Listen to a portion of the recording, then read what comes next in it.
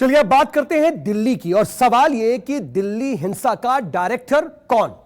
दरअसल जहांगीरपुरी हिंसा को लेकर के दिल्ली पुलिस की अभी तक की जांच में सामने आया कि यह हिंसा एक सोची समझी साजिश का नतीजा थी, जिसके लिए पहले से हथियार जुटा लिए गए थे।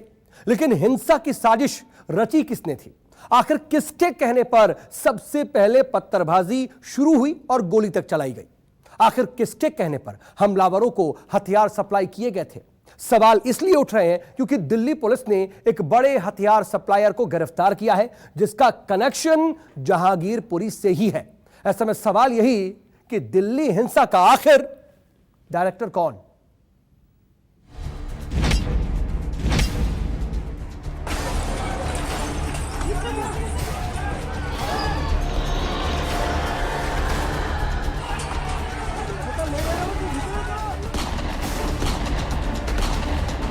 कई लोगों को इसने वेपन सप्लाई किए हैं। इसके पास से 8 कट्टे बरामद हुए हैं। जहांगीरपुरी के अंदर इलीगल वेपन्स सप्लाई किया करता था।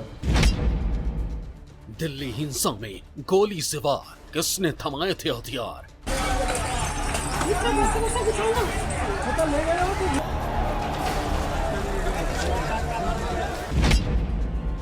कैमरे पर फायरिंग चैप्टर, कौन हिंसा का डायरेक्टर?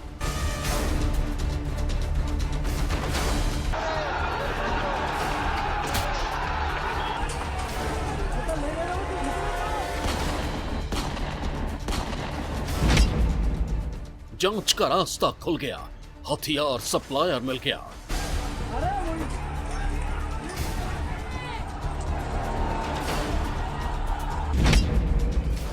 पुलिस के सामने वो बोलेगा, बहुत बड़ा खुलासा करेगा।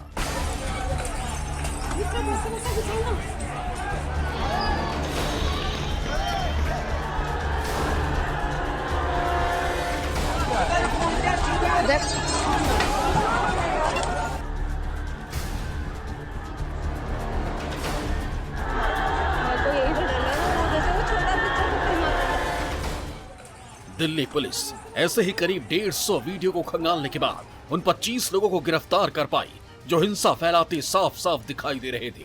कई लोग पिस्तौल से गोली चलाते हुए कैमरे में कैद हुए थे। आखिर इन लोगों को हथियार कैसे और किन लोगों से मिले थे और किन लोगों के कहने पर इन्होंने हिंसा फैलाई, पुलिस इसकी बारीकी से जांच कर रही है।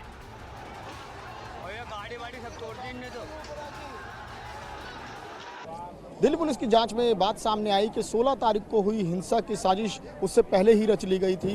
दरअसल दिल्ली पुलिस के हाथ एक सीसीटीवी लगा है, जिसमें कुछ लोग हिंसा से एक दिन पहले लाठी डंडे लिए हुए सीसीटीवी कैमरे में नजर आ रहे हैं। जाहिर है कोई तो है जिसने शोभा यात्रा के दौरान हिंसा को डायरेक्ट किया था। उसी के इशारे पर न सिर्फ हथियार पहुंचाए गए बल्कि उनका इस्तेमाल भी हिंसा के दौरान किया गया।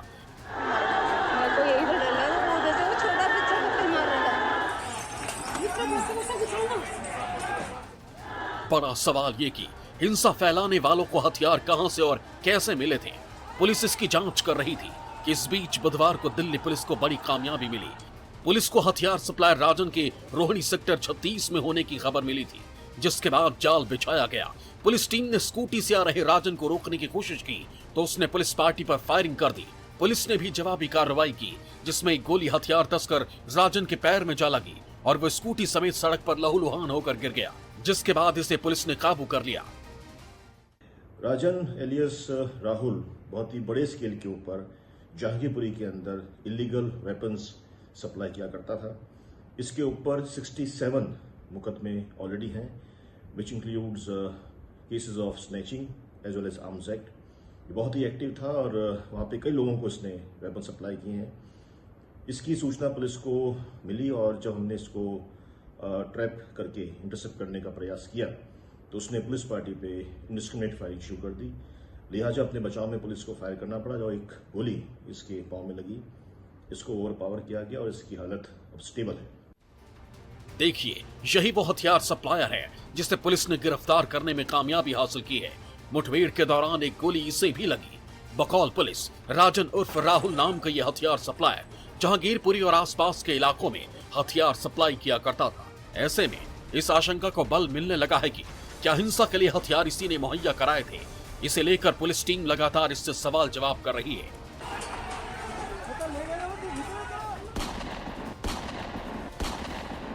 आउटरनॉर्थ डिस्ट्रिक्ट पुलिस ने इलीगल वेपन्स, नारकोटिक्स और लिकर व सट्टे के खिलाफ बहुत ही सख्त रवैया अपना लिया है।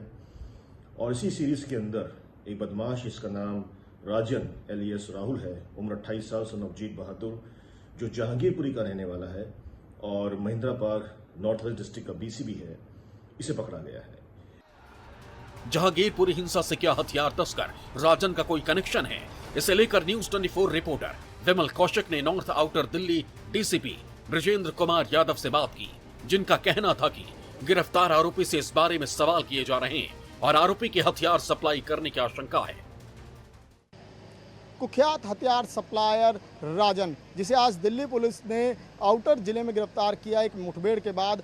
इस मुठभेड़ में राजन के पैर में भी गोली लगी है। और राजन के बारे में अगर बताएं तो राजन इसी जहांगीरपुरी इलाके का रहने वाला है और पिछले काफ़ी समय से पुलिस को इसकी तलाश थी। इस इलाके का घोषित बदमाश है और यहाँ तक कि वो इस पूरे इलाके के की बात करें, खाली जहांगीरपुरी नहीं बल्कि पूरी नॉर्थ वेस्ट और आउटर दिल्ली में वो हथियारों की सप्लाई करता था। और अब इस पूरे मामले में राजन का रोल काफ़ी अहम हो जाता है। पुलिस इस बात की जाँच कर रही है कि क्या राजन भी इस हिंसा में कहीं ना कहीं उसके भी तार जुड़े हुए हैं। क्या जो हथियार दिल्ली पुलिस ने रिकवर किए, जो हिंसा के दौरान इस्तेमाल किए गए, क्या वो हथियार या उनकी सप्लाई राजन ने तो नहीं की थी?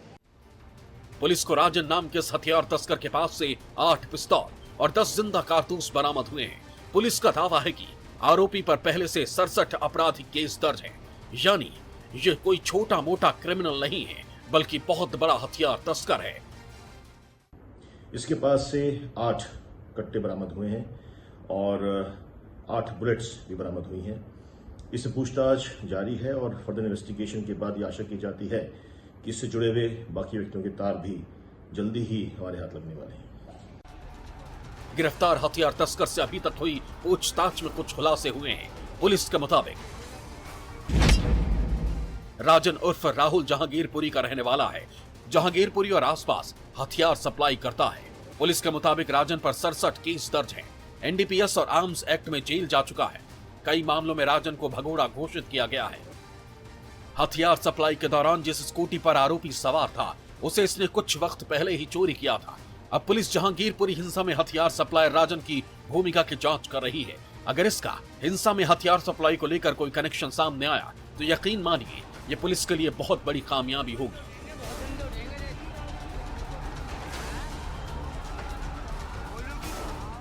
दिल्ली पुलिस हिंसा को लेकर अब तक कुल 25 लोगों को गिरफ्तार कर चुकी है। इस दौरान पुलिस ने 3 हथियार भी जब्त किए हैं, जिनका इस्तेमाल हिंसा के दौरान किया गया था और आरोपी कैमरे में कैद हो गए थे। जहांगीरपुरी हिंसा मामले में पुलिस ने ऐसे 3 लोगों की पहचान की थी जिन्होंने हिंसा के दौरान फायरिंग की थी और पुलिस ने इन तीनों को ही गिरफ्तार कर लिया, जिसमें से एक नाबालिग है। पुलिस ने इनके कब्जे से हथियार भी बरामद कर लिए। पुलिस ने इस पूरे मामले में जिन 25 लोगों को गिरफ्तार किया उनसे 3 हथियार बरामद किए हैं, यानी पिस्टल बरामद किए हैं और इसके अलावा कई तलवारें और चाकू बरामद किए हैं। और जिन लोगों से ये पिस्टल रिकवर हुई हैं, अब पुलिस उनसे पूछताछ कर उन पिस्टल का सोर्स पता लगा रही है कि आखिर उन्हें ये हथियार मिले कैसे। हालांकि इसमें से एक शख्स की पहचान ज़रूर हुई थी, जिसके बारे में बताया जा रहा था कि गुल्ली नाम का शख्स जो है उसने ये हथियार एक नाबालिग के हाथ में दिया था, जिसने फायरिंग की। जो गोली एक दिल्ली पुलिस के सब इंस्पेक्टर को लगी थी, उस मामले में उस हथियार सप्लायर की गिरफ्तारी हो गई। जब गोली चलाने वालों में जिन 3 लोगों के नाम अब तक सामने आए हैं, उनमें 2 के बारे में जानकारी सामने आ चुकी है। एक सोनू चिकना उर्फ यूसुफ था, जबकि दूसरा आरोपी नाबालिग है। पुलिस के पूछताछ में दोनों ने खुलासा किया था कि इन्हें हथियार गुलाम रसूल उर्फ गुल्ली ने मुहैया कराए थे, जिनका इस्तेमाल आरोपियों ने हिंसा के दौरान किया। नाबालिग और सोनू चिकना के बयान के बाद ही पुलिस ने गुलाम रसूल की तलाश तेज की और उसे मंगलवार को गिरफ्तार कर लिया गया। सूत्रों के मुताबिक गुल्ली ने भी कबूल किया है कि उसने हिंसा के लिए हथियार मुहैया कराए थे। जहांगीरपुरी हिंसा में पहले गुलाम रसूल को गिरफ्तार किया जाना, इसके बाद पुलिस के हाथ बड़े और सक्रिय हथियार तस्कर राजन के गिरेबान तक पहुंचना वाकई बड़ी कामयाबी है। इससे पुलिस को जहांगीरपुरी हिंसा की जांच में मदद मिलेगी और हथियार तस्करों के पूरे नेटवर्क को ध्वस्त कर पूरी साजिश को बेनकाब किया जाएगा। दिल्ली से राहुल प्रकाश के साथ विमल कौशिक, न्यूज़ 24। मेरे को यही तो डर लगा, वो जैसे वो छोटा बच्चा नमस्कार, मैं हूं मानक गुप्ता।